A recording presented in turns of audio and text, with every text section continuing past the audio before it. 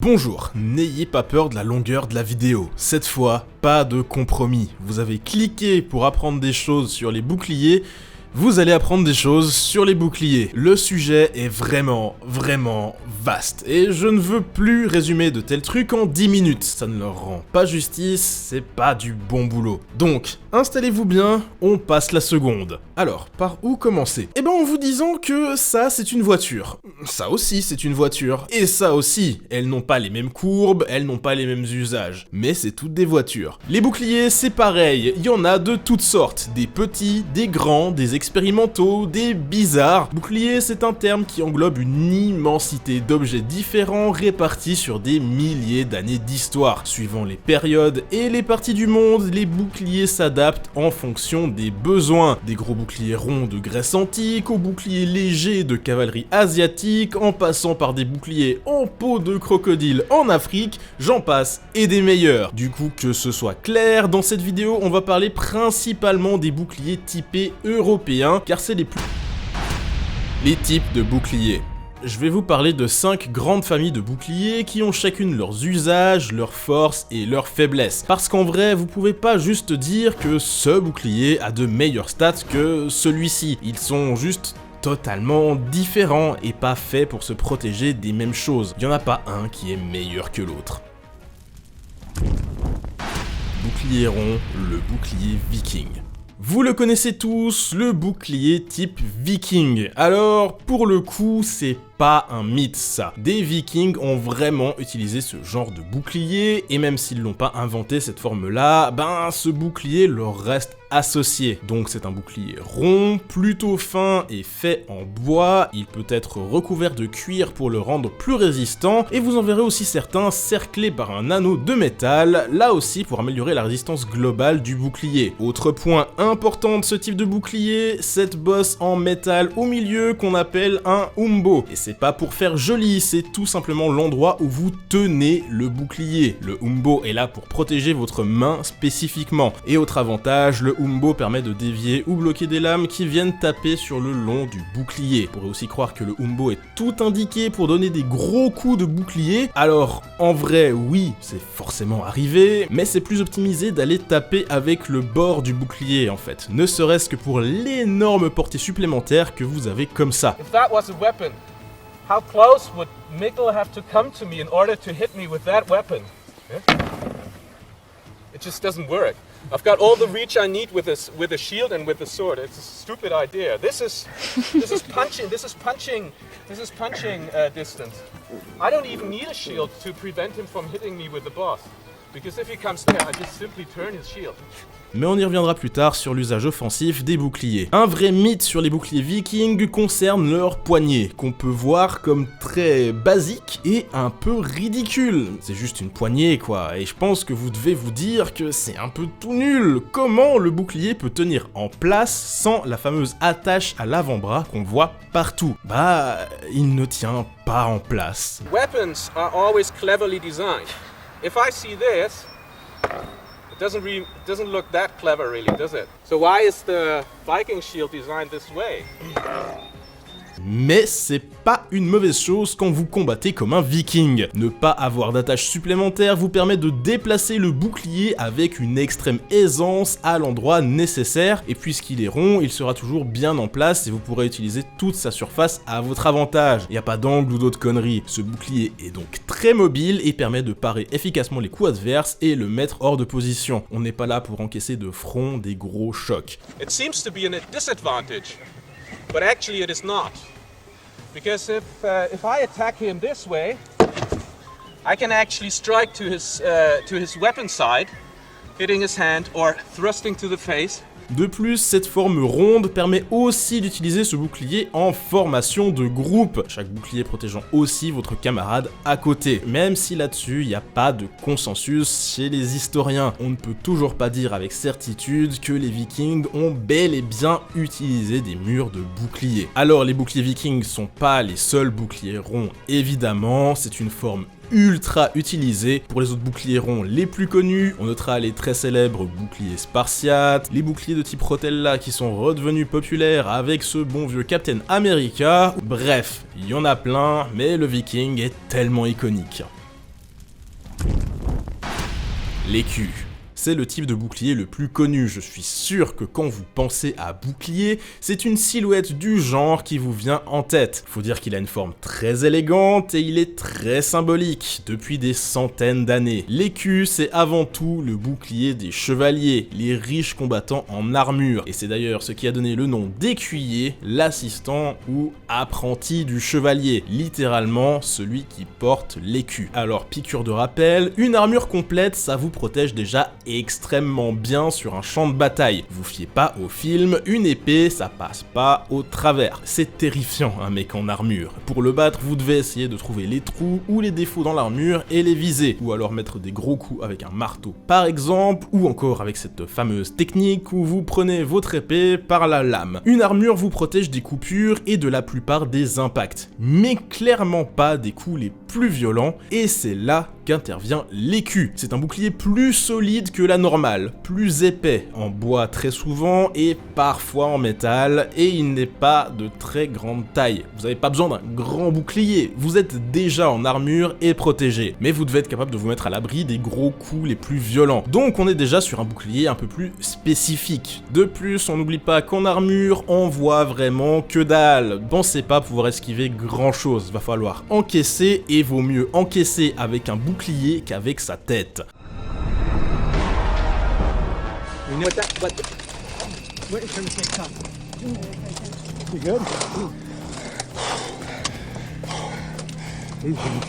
The pommel on the end of it has so much momentum carrying right through the armor. It's actually making me sick to my stomach, and I'm having a hard time catching my breath and staying in the fight because I'm just sick.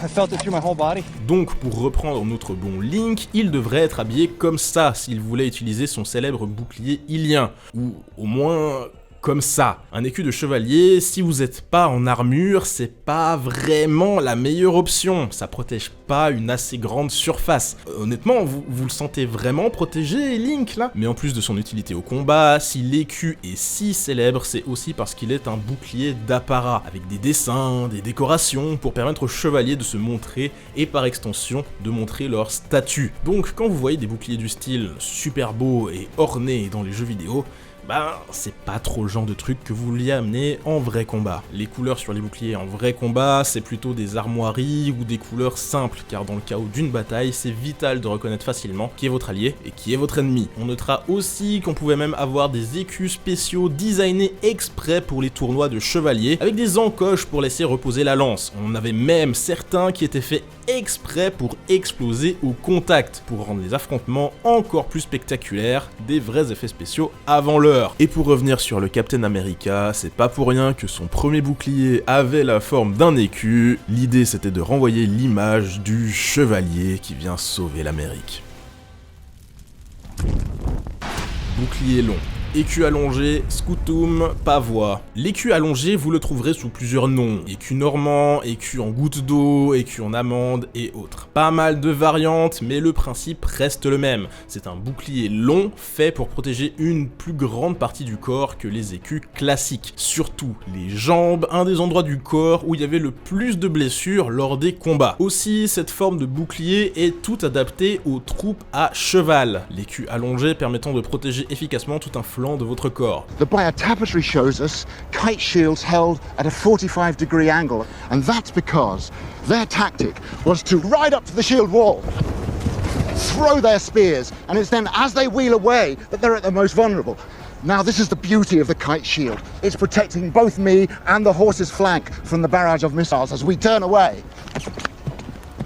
Et on notera d'ailleurs que sur la fin de l'ère viking, ces combattants utilisaient justement beaucoup plus souvent ces écus allongés, justement car ils se battaient alors plus souvent à cheval. Donc un type de bouclier qu'on voit plus rarement dans les œuvres de fiction, mais qui était pourtant très efficace et un des symboles de la cavalerie. L'autre gros bouclier célèbre, c'est le scutum, qui s'est révélé si efficace pendant des centaines d'années aux mains des soldats de l'Empire romain. Un énorme bouclier en bois dont le design a changé au cours de l'histoire de l'Empire romain, mais qui a toujours gardé une caractéristique principale, il est fait pour être utilisé en formation, et il le fait très bien. La formation la plus célèbre, évidemment, le Testudo, la tortue, véritable forteresse de boucliers. C'est pas un mythe, c'était utilisé et c'était diablement efficace. Et en soi, même en combat singulier, ça rigole zéro un Scutum, ça met un vrai mur entre vous et votre adversaire. Mais le problème, évidemment, c'est l'encombrement, vu la taille du truc. Enchaîner les kilomètres en campagne de guerre avec ce bouclier, plus tout le reste du matos, ça devait pas être la méga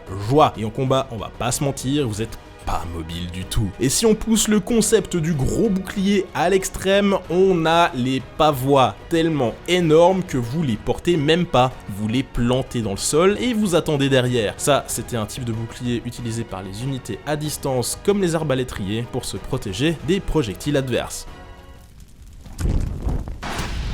Les buckles. Alors les buckles, c'est vraiment les oubliés de l'histoire. C'est ces tout petits boucliers en métal. Et je sais ce que vous pensez, ils sont ridicules. Ils sont tout petits, à quoi ça peut servir sérieux? Ben vous saurez que ça faisait partie des boucliers les plus utilisés à la fin du Moyen-Âge et lors de la Renaissance. En fait, leur petite taille est justement leur plus grand atout. Car les buckles, c'est des boucliers de duel avant tout. L'idée c'est qu'ils vous permettent de parer des coups, pas vraiment de les bloquer totalement. Pourquoi on voit sur les représentations les combattants se tenir de cette façon avec les buckles? Ben parce que plus vous le tenez en avant votre buckle, plus il protège de surface entre guillemets. Vous voyez bien la différence entre là et là. Et puisque c'est pas lourd, vous allez pas vous fatiguer à rester comme ça. Donc le buckle est un bouclier de duel, mais aussi d'autodéfense. Les boucliers classiques, c'était pour la guerre, ils étaient de grosse taille, clairement pas des objets que vous voulez avoir tous les jours avec vous quand vous sortez. Un buckle par contre, vous le mettez à la ceinture, y a pas de problème, ça gêne pas et c'est vite sorti en cas de souci. À vrai dire, pratiquement chaque fois que vous voyez un héros avec juste une épée dans les films, vous pouvez partir du principe qu'il serait bien plus efficace avec juste un buckle en plus. Ça offre une protection supplémentaire qu'on peut pas négliger, sans entraver les mouvements du personnage. Par contre, j'insiste, dans les grandes batailles, fallait pas prendre un buckle, ça vous sauverait pas. Rien que contre les projectiles, vous êtes cuit. Et si des buckles ont été utilisés en vraie bataille, c'était par des archers justement, comme bouclier de dernier recours, qui ne gênent pas leur mouvement. Les boucliers anti-émeute. Ben oui, un mot quand même sur les boucliers actuels. C'est toujours utilisé les boucliers, principalement par les forces de l'ordre lors de manifestations ou débordements. Les boucliers actuels sont souvent transparents, très souples, mais néanmoins ultra solides, designés spécifiquement pour répartir au mieux la force des projectiles reçus. Thrown missile or handheld weapon is absorbed really by the flexibility of the shield. Pretty effective. Oh, yeah. The only trouble is it is very flexible over the top, and that's why they wear protective helmets. Yeah, that's right. But otherwise, you've got quite a lot of protection behind it. Briques, couteaux, haches, voire même lances, les meilleurs boucliers anti-émeute résistent à tout. Vous pouvez voir des tests sur YouTube, c'est assez impressionnant. And one of my favorite, two-handed katana. Whoa! It was the first try, guys. And we are inside, look!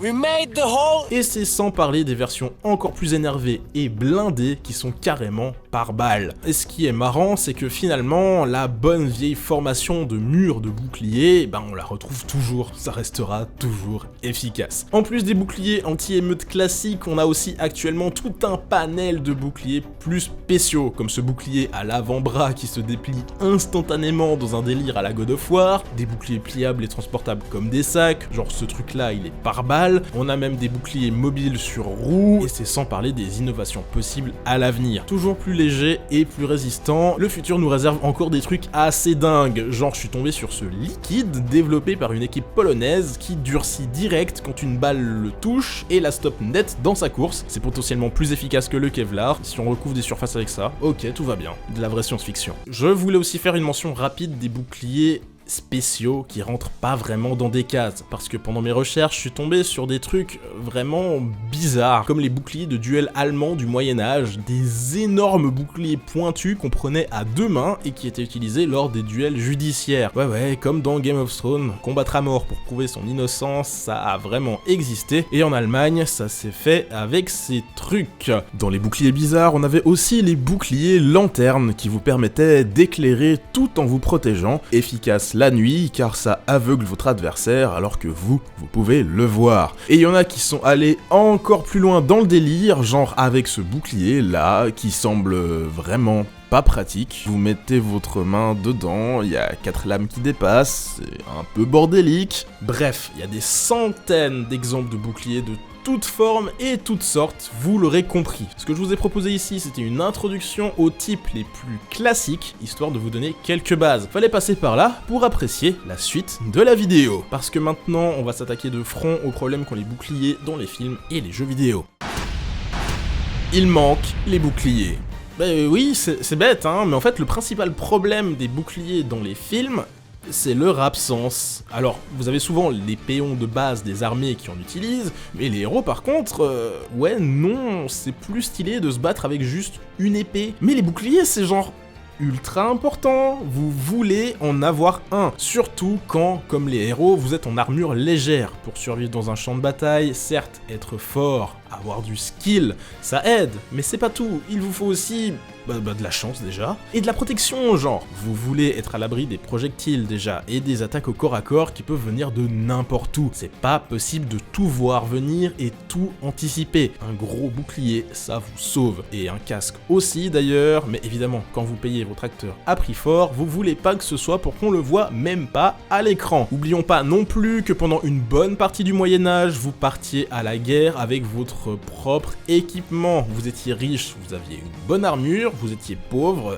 fallait vous débrouiller. Et un bouclier, c'était un excellent rapport qualité-prix, puisque sans ça, vous étiez virtuellement mort avant même que la bataille commence. Et puisqu'on y est, c'est aussi pour ça qu'utiliser 2 épées, c'est éclaté comme idée, genre prenez un bouclier dans votre autre main, vous serez tellement plus efficace, vous allez survivre tellement plus longtemps. Aussi, les boucliers en bataille rangée, ça débloque évidemment les formations. Et très clairement, c'est du sérieux comme stratégie, les murs de bouclier. Alors ça, pour le coup, on le voit souvent dans les films. C'est stylé et très visuel. Le problème vient plutôt de comment les adversaires combattent ces murs de bouclier. Là aussi, c'est très beau visuellement, avec une vague de soldats qui va percuter le mur. Mais c'est pas optimal. La meilleure stratégie pour percer un mur de bouclier, c'est plutôt de l'attaquer en fer de lance. Comme avec par exemple la formation Svinfylking des Vikings. On choisit un point, on concentre les forces dessus et on casse le mur comme ça. C'est beaucoup plus efficace que d'attaquer sur le mur entier en même temps. C'est de la physique simple à la limite. Vous avez plus de force en concentrant tout au même endroit plutôt que tout répartir sur un front entier. Par contre,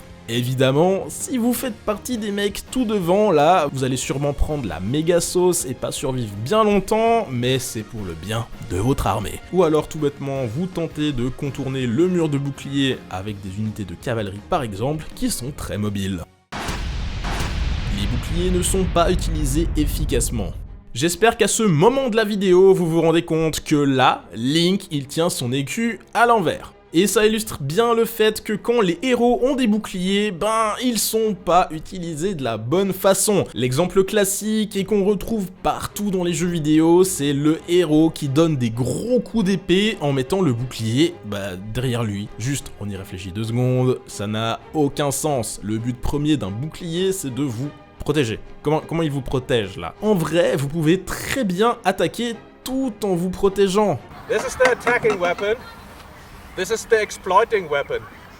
You create the opening with a shield, and at the same time, the sword moves and goes into the opening. At the same time, you either thrust or cut. It's not boom, boom, boom, boom, or boom, boom. Et surtout, vos mains sont protégées, c'est méga important. Opponent evades or parries that thrust, then your arm is right there for the taking, basically. Whereas if you do it like this, you're just more covered. Et là on retrouve même notre buckle que vous pouvez aussi utiliser de cette façon. Dans les jeux vidéo, c'est toujours soit vous attaquez, soit vous vous protégez. Et ben, pour une fois, dans la vraie vie, vous pouvez faire mieux que dans les jeux vidéo. Not only does that turn his shield and create an opening, see that? It also blocks him here. All that he can do is slide down there. And now as he strikes, I feel the strike coming. I go to this side. Yeah? He's completely sealed off. Aussi, autre énorme bénéfice de tout le temps garder votre bouclier devant vous, c'est que vous ne télégraphez pas vos attaques. Vous cachez vos intentions derrière le bouclier. If I'm like this, my opponent can't really read what I'm going to do. He can't see what angle the sword strike's coming. It can deceive you. It can come underneath. Or it can come from above.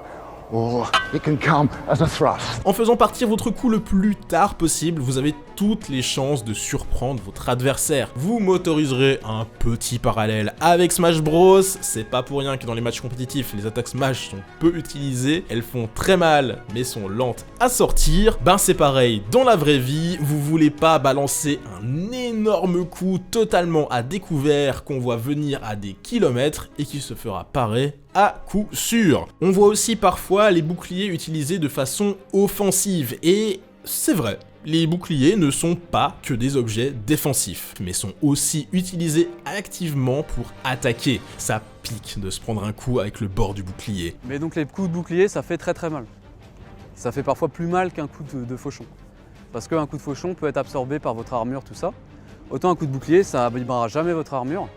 Mais si c'est un mec qui est très lourd et tout qui vous le met, ça vous plaque complètement la visière contre la gueule.